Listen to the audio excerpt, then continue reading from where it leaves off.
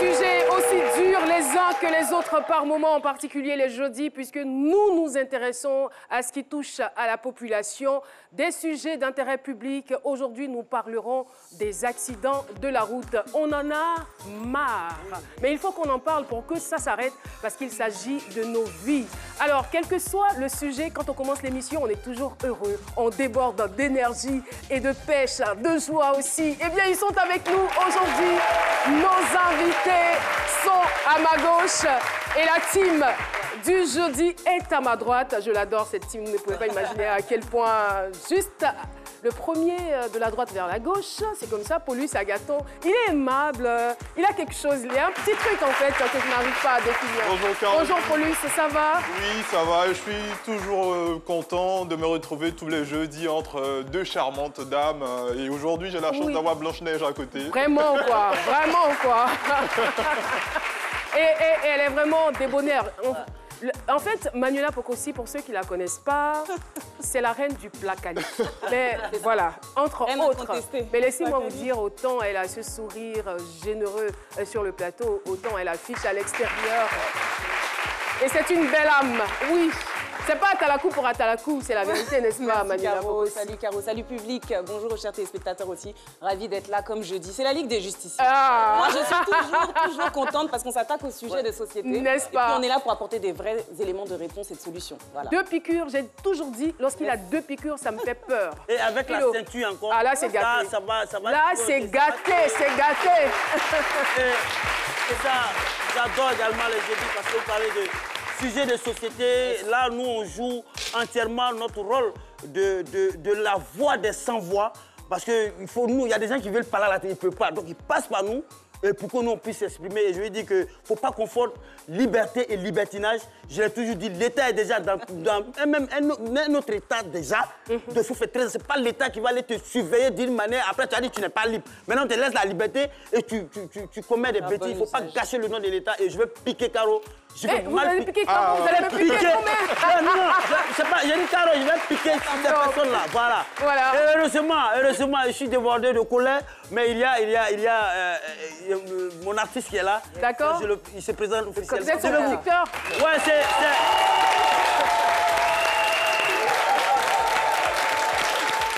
Vous êtes son producteur, c'est ça? C'est mon artiste, je fais partie de son fan club également. Ah, c'est bizarre. Merci beaucoup, Docteur Philo.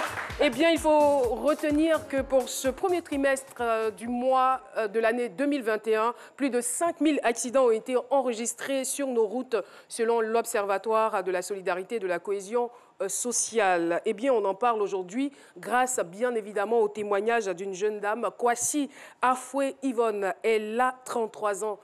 C'est quand même révélateur de quelque chose. 33 ans et Dieu merci, elle a survécu à un accident. C'est une rescapée qui est avec nous. Je ne sais pas si vous vous souvenez de l'accident du jeudi dernier à Ndotré. Eh bien, elle fait partie des survivantes de cet accident-là.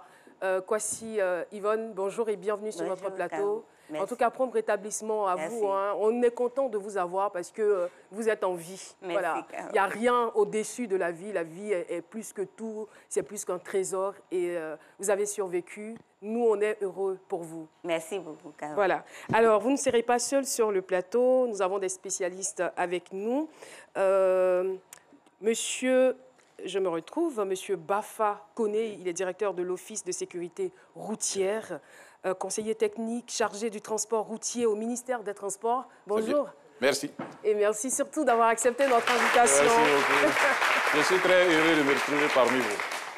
En tout cas, plaisir partagé, mais on espère que votre sourire, vous allez l'afficher jusqu'à la fin parce que, arrivé à un certain moment, on devient bête de façon là. Genre, on ne comprend pas trop les choses.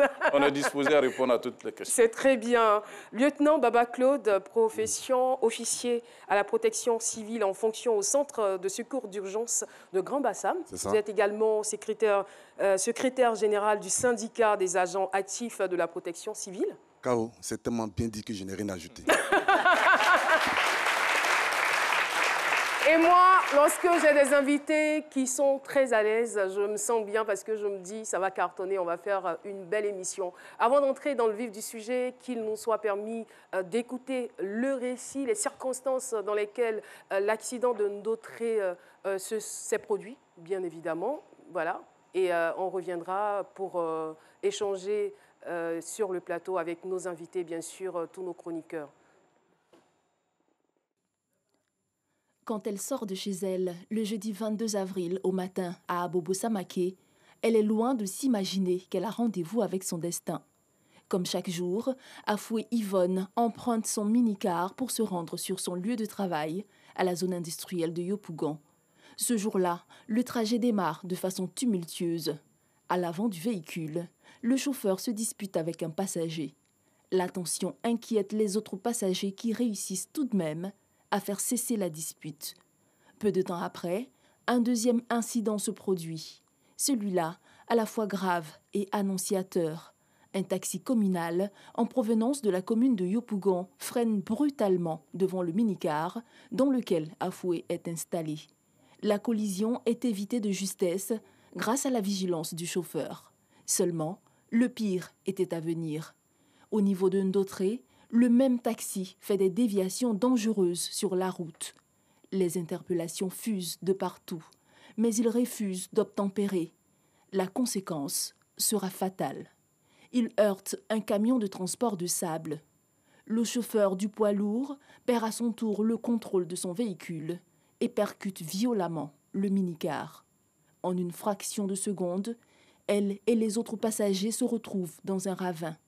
À côté des corps qui gisent ensanglantés, Afoué s'interroge toujours sur ce qui vient de se passer. Dans l'attente de l'arrivée des secours, une bonne volonté lui vient en aide en lui indiquant les premiers gestes à observer pour éviter d'aggraver sa situation. 10 personnes décèdent dans le drame. Rescapée de l'accident, Afoué Yvonne vient témoigner sur le plateau de C'est Midi avec Caroline.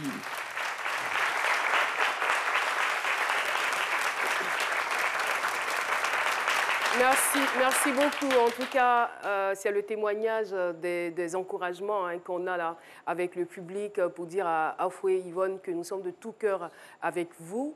Et vous avez écouté, c'était la voix plutôt de Nafi, le récit de Raymond Hadji. Alors, Afoué, le récit nous a dit que, comme d'habitude, à 6 heures, vous vous êtes réveillé pour regagner votre lieu de travail. Est-ce que particulièrement ce jour-là, vous aviez un mauvais pressentiment ou quelque chose de ce genre, un signe annonciateur de ce qui se passerait quelque chose? Non. Quand je me suis réveillée, j'ai fait mes travaux comme d'habitude. Vous êtes très matinale, apparemment. Oui. Vous réveillez à quelle heure? Je me réveille toujours à 3h30. Vous vous couchez à quelle heure? Je me couche souvent à 21h. Ah, d'accord. Ça s'explique. D'accord, ouais. Donc, quand j'ai fini, j'ai appelé ma nièce, elle a fermé le portail, puis je suis sortie. En partant, je chantais les louanges. En tout cas, j'étais en joie, quoi. Je partais, je chantais. Arrivé sur l'autoroute, je n'arrivais pas à traverser. Il y avait tellement de véhicules. Donc, moi, je disais, ah, laissez-nous passer aussi. Quand le mini-car a été arrêté. Donc, j'étais là jusqu'à... J'ai traversé. Le mini-car est toujours arrêté. Je suis partie, je suis montée. Arrivé devant, on a démarré. Vous parlez de quel mini-car exactement? Bon, le Mossa qui a fait l'accident. Qui a provoqué l'accident? Non. Dans lequel vous étiez? Oui, d'accord. Dans lequel j'étais. Donc, il y avait un monsieur qui était devant avec le chauffeur. Là. Ils ont commencé à se disputer. Il dit... Parce qu'il y avait une place qui manquait, qui restait, quoi. Donc, il a dit qu'il ne faut pas, le chauffeur va s'arrêter pour prendre un autre client, qu'on n'a qu'à partir. Le chauffeur s'est énervé. Ils ont commencé à se disputer. Il dit, c'est à cause du travail des Libanais, là. Tu es pressé comme ça. Il vous connaissait ou quoi? Non, il ne se connaissait pas. Parce qu'il sait que ce sont les Libanais qui sont à la zone industrielle. Okay. Donc, il disait ça au monsieur. Le monsieur aussi s'est énervé. Il dit, mais c'est à cause d'eux qu'on est dans ce pays-là. C'est eux qui nous nourrissent. Donc, ils ont commencé à se disputer, se jurer, tout ça là. Donc, on a demandé pardon, ils sont tués. On a continué la route. Arrivé à Sotrapim, on a croisé le chauffeur de taxi bleu, là, les taxis de Yopougon. Là. Il a commencé à rouler d'une manière. Nous, on s'est dit, ah, que chauffeur, si tu veux mourir là, il faut mourir seul. Nous, on n'a pas envie de mourir. Ah, c'est les passagers qui lui disaient ça. Oui, oui. Il n'a pas écouté. Il a commencé à faire les dépassements bizarres. Quand on est arrivé au niveau de la forêt de Banco, il a dépassé 5 véhicules à la fois. Il a laissé lui sa voie. Il a pris la voie des véhicules qui viennent sur Abobo. Il a mis... Je sais pas, il a commencé à rouler d'une manière là, en pleine vitesse.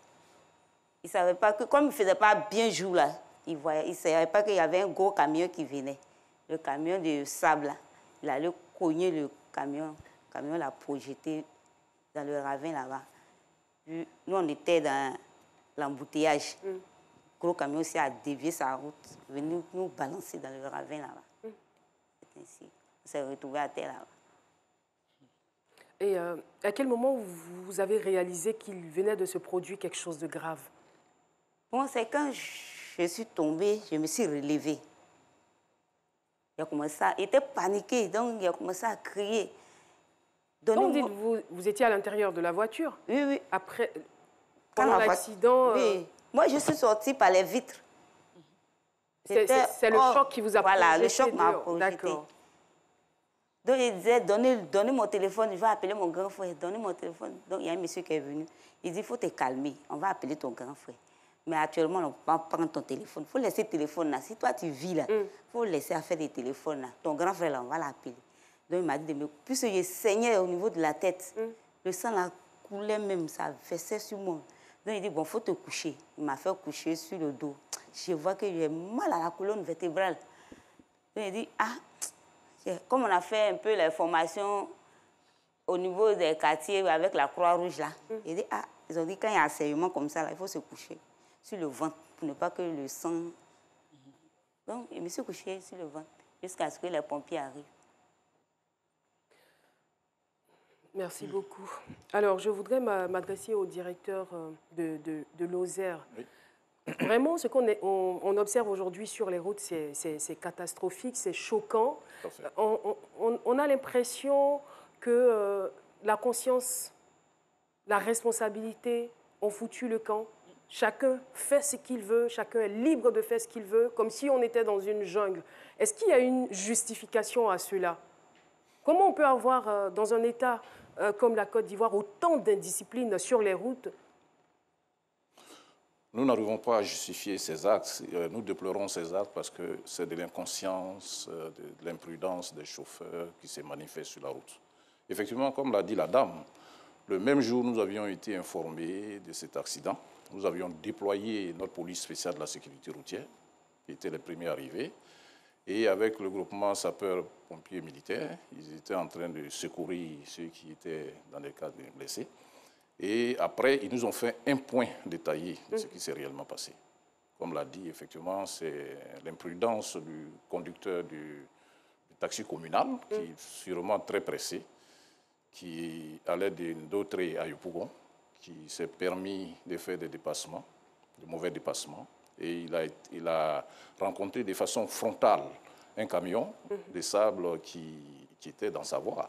Donc, quand il y a eu le choc, le conducteur du camion a perdu vraiment le contrôle de son véhicule. Et en redressant le véhicule, il a pris et le taxi et le baka qui étaient vraiment dans la ligne de marche et ils se sont déportés dans le ravin. Nous avions constaté après cela, et après les secours, qu'il y a eu 10 morts. 10 morts, c'est énorme. C'est énorme, ouais. C'est énorme. Et les blessés ont été transportés dans une clinique privée dans un premier temps, et puis au HMA. Et on a appris aussi qu'il y a un blessé sérieux qui était dans le coma, qui a été transporté au CHU de Cocody. Et le ministre nous a instruit automatiquement de rendre visite aux blessés.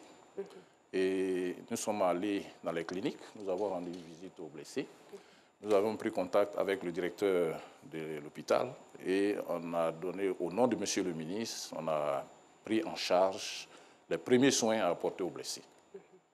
C'est après la clinique La Vie, c'est ça? Nous sommes allés au HMA pour voir les 4 blessés qui étaient pris en charge à l'enceinte de l'établissement. Nous avions donné la garantie au directeur de l'hôpital qui a assisté les blessés et il nous a assuré que les blessés ayant reçu des soins sont rentrés chez eux. Donc c'est les 8 blessés que nous avions pu constater et nous avons discuté avec les parents des blessés qui étaient à l'enceinte de la clinique pour leur donner la garantie que nous allons prendre en charge tous les traitements des blessés. Vraiment, on apprécie fortement ce geste, cet acte, cette spontanéité, mais je ne veux pas être mauvaise langue en disant médecin après la mort. Qu'est-ce qui est fait concrètement par Lozère pour éviter ce genre de situation? Parce que c'est tellement récurrent les accidents sur la route. Tout à fait. Lozère, dans sa mission, fait la formation, d'abord des inspecteurs, des moniteurs qui sont les formateurs dans les auto-écoles et recycle les conducteurs professionnels. Et nous avions des campagnes de sensibilisation, de formation, où nous allons vers des entreprises qui ont une grande flotte. Nous procédons à la sensibilisation. Nous allons vers les organisations professionnelles, nous les formons, nous leur donnons les conseils. Et il y a des périodes dans l'année, notamment les fins d'année, les périodes de Pâques et les périodes de pluie, nous faisons la grande sensibilisation à la sécurité routière sur le plan national, avec la grande collaboration avec nos directions régionales, pour que cela soit sur l'ensemble du territoire.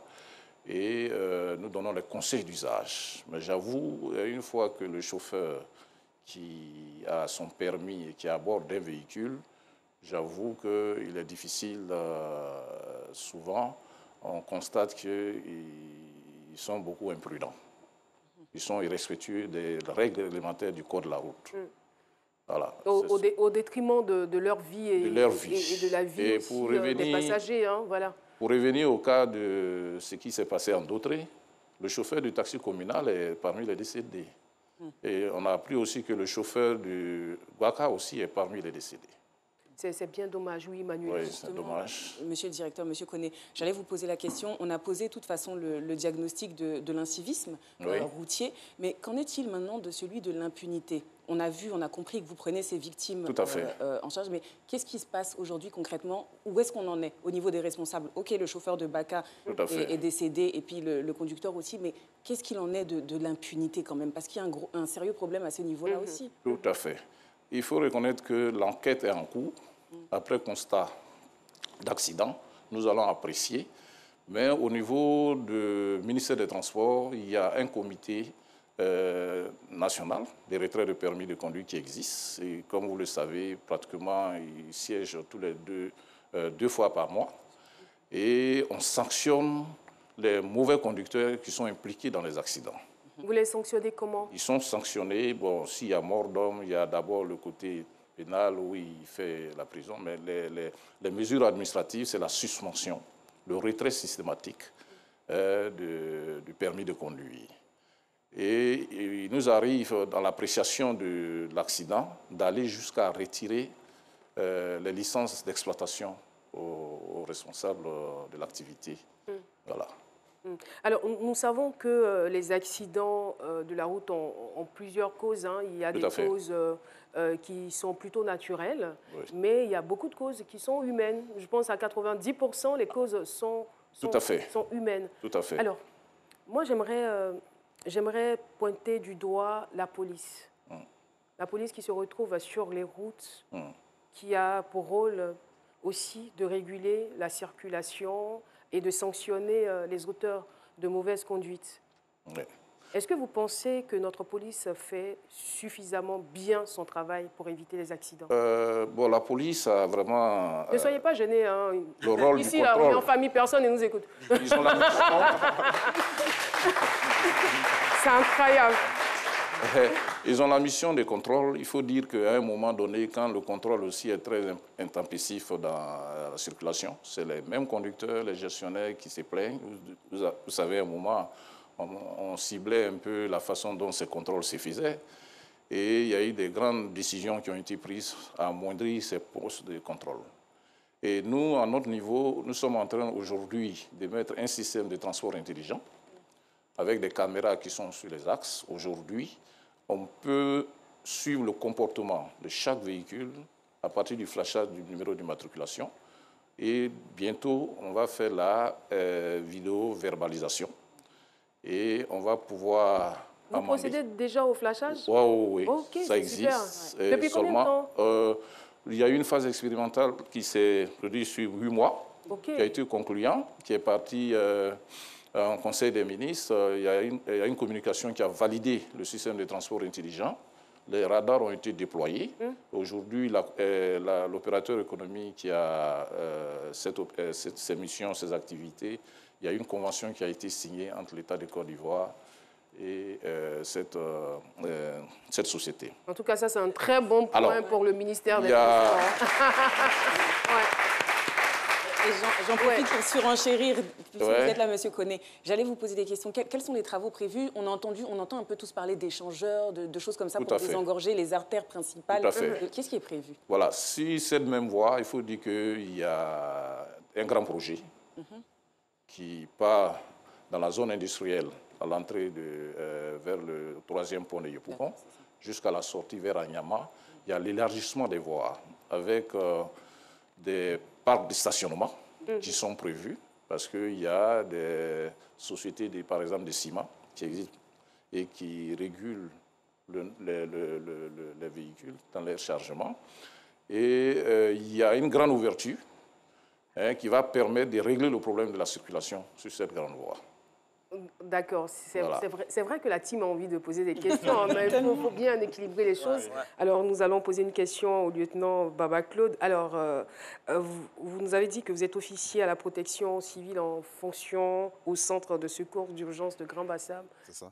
Ça veut dire quoi concrètement? C'est-à-dire, vous faites quoi? Parce que, est-ce que vous faites le travail des pompiers? Est-ce que vous êtes pompier? Est-ce que vous travaillez ensemble? On veut savoir. C'est un peu flou pour nous. D'accord, merci. Mais avant, permettez-moi de dire un grand merci à notre ministre de tutelle. D'accord. Le général de corps d'armée Vagondo, ministre de l'Intérieur et de la Sécurité. D'accord. Merci aussi au directeur général de l'ONPC, le préfet hors grade, Gabin, qui fait beaucoup pour nous. Alors, il faut dire que nous, on intervient sur le théâtre des opérations. D'accord. Voilà. On intervient sur le lieu d'accident jusqu'à l'hôpital. On fait les premiers soins. Et on évacue rapidement la victime pour ne pas que son cas s'aggrave. Voilà un peu. Et ça, c'est le rôle des pompiers? Vous êtes des pompiers? Bien sûr. On est des pompiers professionnels. Bon, on dit pompiers civils, sinon nous sommes des pompiers professionnels. Voilà. Et on travaille en parfaite collaboration avec les pompiers militaires, le GSPM. Voilà. Mais c'est un corps qui est méconnu. Vous avez une tenue? Bien sûr. On a la tenue universelle bleu de feu, mais avec le béret jaune. D'accord. On ne vous voit pas très souvent. Quelle est donc la différence? On intervient sur presque 29 régions. On a 30 centres de secours d'urgence sur tous les territoires du pays. Ah bon? Oui, bien sûr. Lors de l'accident à Tumodi, le 5 avril, on a travaillé en parfaite collaboration avec le GSPM. Ce sont nos collègues du CSU de Tumodi qui ont évacué les victimes dans les différents hôpitaux. Mais quelles sont les véritables difficultés que vous rencontrez dans l'exercice de vos fonctions? Les difficultés, bon, on ne va pas peut-être en parler ici, mais ce que je vais dire... Non, c'est le lieu d'en parler. On est venu pour régler la situation. Après ça, tout sera réglé sur les routes. Comme je l'ai dit, faut tout dire en même temps. Il faut le reconnaître. Depuis que le préfet hors grade a pris donc la tête de cette structure, voilà, il y a des avancées notables, il faut le reconnaître. Toutefois, beaucoup reste à faire. Voilà, il faut véritablement, je pense qu'il faut renforcer nos capacités. Mais vous avez l'impression d'être compris par la population ou pas? Enfin, je veux parler des usagers de la route. Bien sûr. Peut-être que vous êtes trop cloîtré à Abidjan, mais allez à l'intérieur. Non, je ne parle pas de cela, en fait, parce que je sais que vous ne vous limitez pas qu'aux interventions. À l'intérieur de ce que vous faites, il y a aussi de la sensibilisation. Donc, je demande si vous pensez que vous êtes compris ou incompris des usagers, parce qu'avec ce qu'on voit, Vous nous dites que vous faites de la sensibilisation. On ne sait pas si ça rentre dans les oreilles de sourds ou si ça a un impact ou pas. Bien sûr. Ce que je voudrais dire avant de vous répondre, nos premiers alliés sont la population. Il y a une parfaite collaboration entre les pompiers professionnels et la population. Bon, pompiers civils, mais c'est pompiers professionnels et la population. Et la sensibilisation passe. Seulement, comme je l'ai dit, par moment, les usagers de la route, les conducteurs, pour gagner de l'argent, pour gagner rapidement de l'argent, ils prennent des excitants, ils prennent de l'alcool. Vous voyez? Et comme l'a dit le DG, à 90%, les causes d'accidents sont dues aux personnes. Voilà. C'est vrai qu'il y a des causes naturelles. Donc vous êtes en train de nous confirmer que la plupart des chauffeurs des transports en commun sont obligés, pour rester en éveil, de consommer des excitants pour aller, et c'est ce qui les surexcite en fait. C'est ce qui fait qu'ils sont surexcités. Et là, il y a des dispositions qui sont prises. On y reviendra. Oui. Juste le temps pour nous d'aller à la pub et on revient pour la suite de cette émission. Passez des moments exceptionnels toute la semaine avec C'est Midi. Depuis toi, face, tout se rattrape demain. Et c'est dans le travail que tu vas réussir ton savoir. Lundi, c'est inédit. Des invités font des surprises à leurs proches en direct sur le plateau. Mardi, émotion. Des confidences, des témoignages émouvants, vos histoires de vie. Mercredi, jour de chronique. Faites le plein des cultures et découvrez des invités inspirants et modèles de notre société. Jeudi, le grand déballage. Des sujets de société qui vous interpellent avec la présence d'experts pour vous éclairer.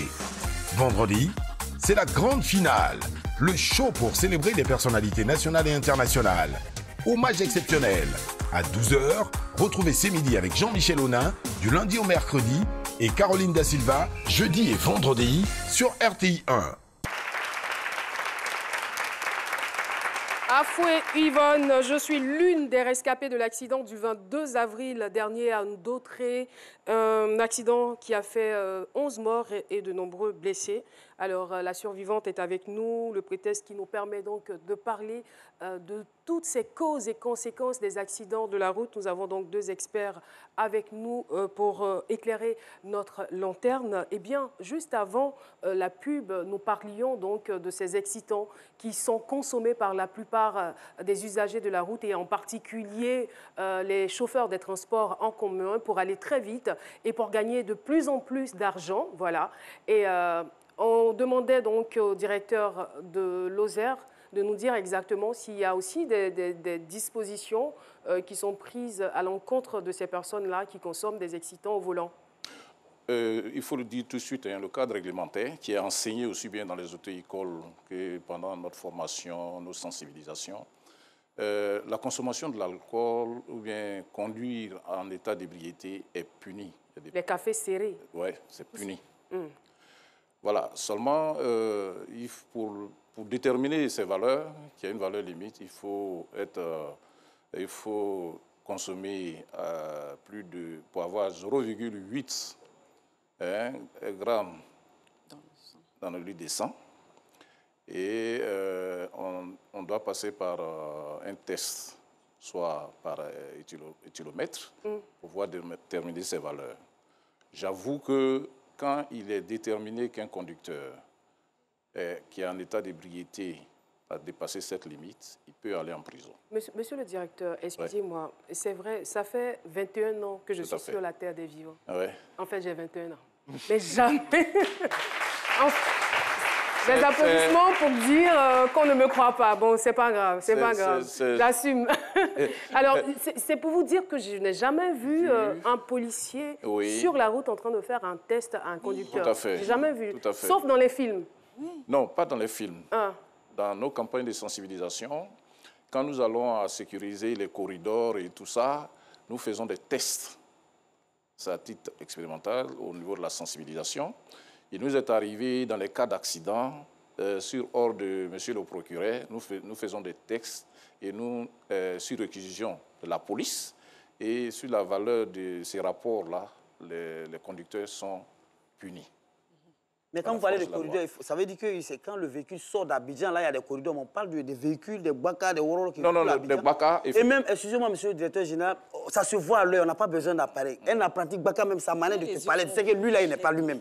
Voilà. Quelqu'un, même pour donner 100 francs, il se trompe, il donne 25. Donc, c'est visible. Et parfois même avec des agents, des policiers, pour prendre sa manière de venir vers le policier, déjà même, vous voyez que ce monsieur n'est pas lucide. Donc ça se voit, là, on n'a pas besoin de trucs. C'est une préoccupation très partagée, il faut le dire, on le voit, mais pour arriver à dire que telle personne est dans un état d'ébriété, il faut faire un test. Les forces de l'ordre, ils n'ont pas l'appareil nécessaire, l'équipement nécessaire pour effectuer ce contrôle. C'est pour cela qu'on n'en a pas suffisamment. Nous l'utilisons pour la campagne, mais j'avoue que nous sommes en train de prendre des dispositions pour avoir le matériel nécessaire et suffisamment pour aller vers la répression de ce type vraiment d'infraction. Ça devient réel pour vraiment avoir des recettes très élevées. Nous savons très bien que les conducteurs se donnent à prendre des stupéfiants, qui ne sont pas forcément de l'alcool, mais des alcools frélatés comme les Kalao. Le monsieur en parle.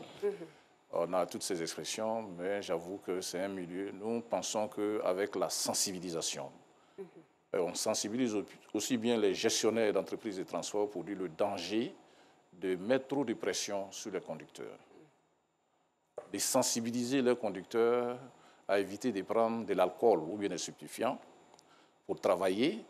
Nous leur demandons aussi de voir les conditions de travail assouplies pour que, quitte à multiplier le nombre de conducteurs dans la gestion d'un véhicule, et nous sensibilisons aussi les conducteurs sur les effets que la consommation de l'alcool ou bien des stupéfiants apporte dans la maîtrise d'un véhicule. Parce que le code de la route, un conducteur, c'est celui qui doit avoir la maîtrise de son véhicule, qui est un robot en tout temps et en tout instant pour éviter les cas d'accident. Merci beaucoup. Voilà. Merci, M. Koné. Alors, Miss Yvonne, je veux savoir, comment est-ce que vous vous sentez psychologiquement et physiquement aujourd'hui? Bon, je pense que je suis très contente d'être en vie. Ah. Vous vous êtes rendu compte que c'est pas évident, sortir et revenir chez soi à la maison, c'est purement et simplement la grâce de Dieu. Hein? Je suis très, très contente. Mais est-ce que le film vous revient parce que c'est quand même frais? Ça fait juste une semaine, c'était le jeudi dernier. Oui, oui. Quand je suis là, je vois les images, mais en tout cas, je ne fais pas de cauchemar, quoi. Mais quand je suis là, je vois encore, je revois le film. Vous êtes monté dans un Baka depuis lors? Non. C'est psychologique, hein? Vous êtes traumatisé. Paulus, avant, est-ce que vous avez vu un psychologue? Non. Pas encore. OK.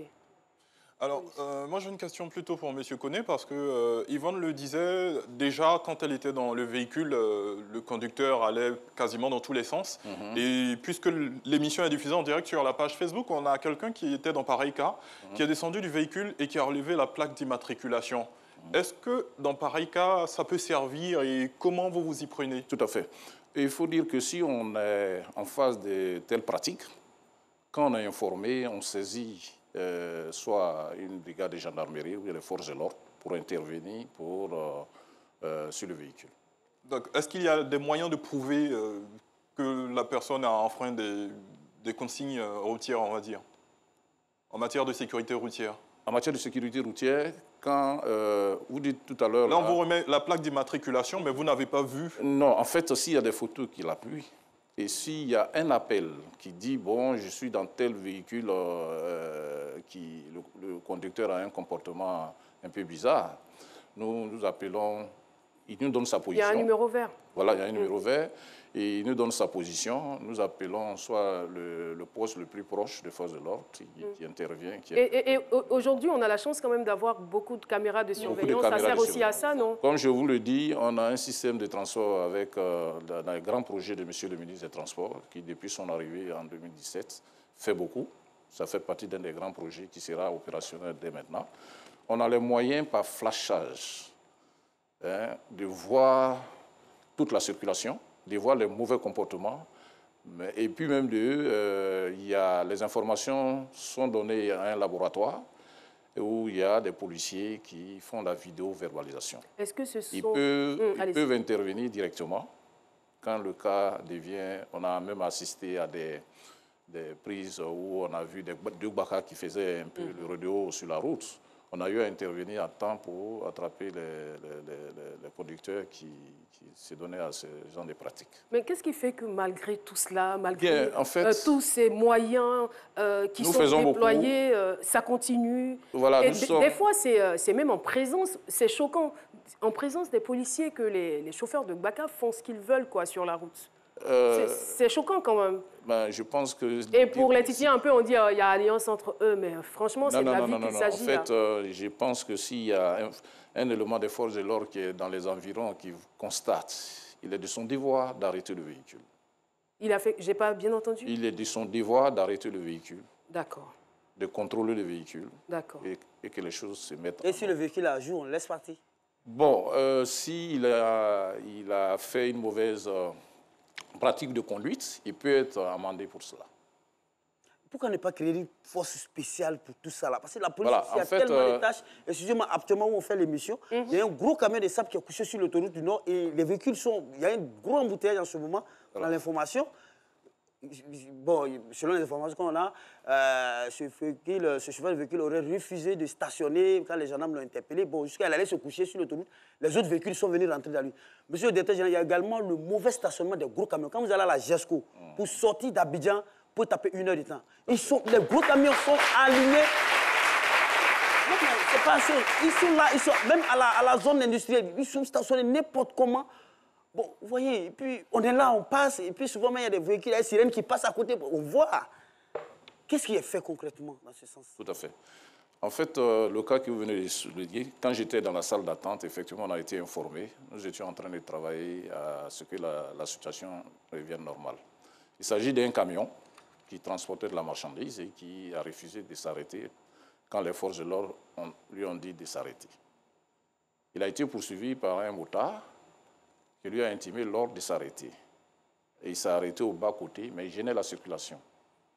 Et un camion est venu percuter. Nous avions appris malheureusement que les syndicats des transporteurs, mécontents, ont décidé de bloquer la circulation. C'est ce à quoi on est en train de trouver une solution. Mais j'avoue que des cas d'incivisme comme ça, il en existe beaucoup. Et les mauvais stationnements de GESCO? Maintenant, le mauvais stationnement, nous savons très bien qu'à l'approche, par exemple, du péage et du point de pesage, il y a effectivement un grand encombrement et il n'y a pas d'espace de part de stationnement et souvent, il déborde sur la chaussée. Nous avons fait une inspection de cette situation. Nous avions fait des recommandations à l'amélioration et nous avions demandé aux structures en charge de la gestion de l'autoroute du Nord de trouver les meilleures voies, les meilleures solutions, de mettre en place nos recommandations pour que les choses changent. Merci beaucoup. Alors, voilà. Justement, en matière de solutions, Manuela va nous donner quelques petites recettes. Pour revenir à la police spéciale dont tu parles, si vous le... Allez-y. Nous savons très bien que la police ne peut pas être partout à la fois. C'est pour cela qu'au niveau du ministère des Transports, le ministre des Transports a mis en place une police spéciale de la sécurité qui a un effectif très réduit, mais aujourd'hui qui sont professionnalisés pour lutter contre ces phénomènes dont vous parlez. Voilà. Merci infiniment, merci beaucoup. Et nous tenons à féliciter le ministre des Transports pour tout ce qui est déployé. Mais il faut qu'on puisse insister sur la sensibilisation parce qu'on peut avoir des méthodes, on peut avoir des systèmes, mais si la population n'est pas éduquée, ces systèmes ne vont pas fonctionner. Nous allons partir pour la deuxième coupure pub et juste après, on fera le bilan au plan national, au plan international et aussi quelques recettes pour réduire les accidents routiers avec Manuela Pokosi. À tout de suite. Manuela Pokosi Koulibaly, c'est la chronique du jeudi. Ceux qui nous rejoignent maintenant, nous parlons sécurité routière et la première des choses à savoir, selon l'OMS, c'est qu'1,3 million de personnes sont tuées dans les accidents de la route chaque année et que ces derniers constituent la principale cause de décès chez les 15-29 ans. Alors les pays à revenus faibles et intermédiaires sont les plus touchés par les accidents de route. 91% des décès surviennent dans seulement 10 d'entre eux, dont l'Inde, la Chine et les États-Unis pour ne citer que le top 3. Mais c'est en Afrique et en Asie du Sud-Est qu'il y a le plus de morts. En Côte d'Ivoire, entre 2019 et 2020, 2020, nous étions à 1400 tués pour 12 000 accidents enregistrés selon le ministère des Transports. Aussi, lorsqu'on parle de sécurité routière, on a les grands oubliés, les piétons, les cyclistes et les deux roues, les motos, eux aussi victimes, puisqu'ils représentent quand même 46% des tués sur la route dans le monde, soit près de la moitié des accidentés. Alors comment combattons-nous l'insécurité chez nous en Côte d'Ivoire? On a pointé du doigt les erreurs en première partie d'émission. Je propose de voir le verre à moitié plein aujourd'hui et j'ai sélectionné 4 initiatives gouvernementales pour cela. On a la réactivation de la commission spéciale de suspension et de retrait de permis. Le DG en parlait tout à l'heure. À ce jour, on a 843 permis qui ont été retirés, confisqués. Elle a été couplée au renforcement de la PSSR, la police de la sécurité routière, et à la mise en place de la Commission nationale de sécurité routière. Dans les semaines à venir, on aura la sensibilisation qui sera accentuée sur Abidjan et l'intérieur du pays. Les contrôles par la police et la gendarmerie nationale seront eux aussi multipliés et l'on connaîtra un durcissement de la loi en matière de répression. C'est indispensable pour toutes les infractions au code de la route, comme le non-respect des feux tricolores, le permis, le défaut de permis, plein de mesures qui étaient auparavant peut-être un peu négligées, mais qui là seront prises à bras-le-corps par le ministère du Transport. Dans l'actualité, je pense qu'on a pu tout voir que le ministère du Transport a pris une mesure restrictive forte ce 26 avril. Tous les inspecteurs affectés au service des permis de conduire ont été suspendus de leurs fonctions jusqu'à nouvel ordre. Mais rassurez-vous, pour les examens au permis de conduire, les candidats au permis de conduire, il sera de nouveau possible de passer son permis dès ce 3 mai 2021. En attendant, le relais sera assuré par la gendarmerie nationale pour une période de 3 mois, le temps pour le gouvernement d'achever sa réforme. Et j'aimerais conclure en m'adressant à nous, à vous, citoyens, population, tout simplement, parce que nous avons aussi notre partition à jouer pour améliorer la sécurité routière, des gestes simples qui permettent de sauver des vies. Outre l'alcool et la drogue et tout ce genre de choses, il faut porter son casque. Un casque de bonne qualité réduit de 40% le risque de décès et de plus de 70% le risque de traumatisme grave. Et la ceinture de sécurité aussi n'est pas à négliger. Ça, on en voit partout, dans tous les véhicules. On n'a pas de ceinture, que ce soit à l'avant ou à l'arrière, alors que la ceinture de sécurité réduit les risques de 40 à 65% pour les passagers à l'avant et de 25 à 75% pour les passagers à l'arrière. Il en va de même pour les enfants qu'il ne faut pas oublier, avec les sièges auto et les réhausseurs. Absolument. Voilà, qui, eux, réduisent le risque de décès de 54 à 80%. Vous vous rendez compte? Donc, à nous d'être un peu plus aussi civilisés sur la route. Merci infiniment, Manuela Pocosi. Alors, rien à rajouter. Paulus, Agathon, on va prendre une ou deux réactions de nos téléspectateurs. Oui, on a Loceni Koné qui dit il faut une répression sévère de la part des agents de nos forces de l'ordre et il faut en tout cas vraiment oublier la corruption. Voilà. Abiba Osseni épouse Sinan qui dit il faudrait peut-être faire comme en France en introduisant le permis à points. En fonction du délit, les points diminuent jusqu'au retrait du permis. Et Codival National Le Béni qui souhaiterait avoir le numéro vert qu'on pourra appeler en cas de besoin. Voilà. Merci beaucoup. Alors, très rapidement, avec le lieutenant Baba Claude, qu'est-ce qu'il est possible de faire pour rendre plus efficaces vos interventions? C'est simple. Améliorer donc nos conditions de vie et de travail. C'est pour ça que je voudrais lancer un plaidoyer auprès des autorités. C'est possible en 20 secondes? Allez-y. Allez-y. Alors, en tant que secrétaire général du syndicat des agents actifs de la protection civile de Côte d'Ivoire, je voudrais donc lancer un plaidoyer auprès des autorités et du gouvernement. Et je souhaiterais qu'ils renforcent nos capacités, mais aussi qu'ils améliorent nos conditions de vie et de travail pour un meilleur rendement sur le terrain. Vous avez refusé de parler de vos difficultés. Voilà, vous faites un plaidoyer maintenant. Je ne sais pas si tout va bien. Il faut le faire avec la manière. Ah, c'est cela. Nous sommes des négociateurs. Voilà, avec beaucoup de diplomatie, justement. On ne pas contre l'autre. Voilà, je vais essayer. Peut-être que ça marchera. Parce que vraiment, on travaille dans des conditions difficiles. Merci beaucoup. Alors, Afoué, ça va? Oui, ça va. Vous n'avez pas encore repris le travail. Est-ce qu'au niveau du travail, ils sont intervenus, vos employeurs, ils sont intervenus dans votre prise en charge médicale? Non. Non? Mais l'État vous a pris en charge? Oui. D'accord. On remercie l'État et on espère que vos employeurs vont intervenir. La piqûre de Dr Philo, c'est tout de suite et maintenant. La piqûre de Dr Philo. Ben, qu'est-ce que moi je peux dire encore? Qu'est-ce que je peux dire? Après tout ce qu'on a entendu sur ce plateau, mais il va falloir que chacun prenne conscience. Il faut changer de mentalité. Parce qu'on est là, l'État, le directeur général va parler.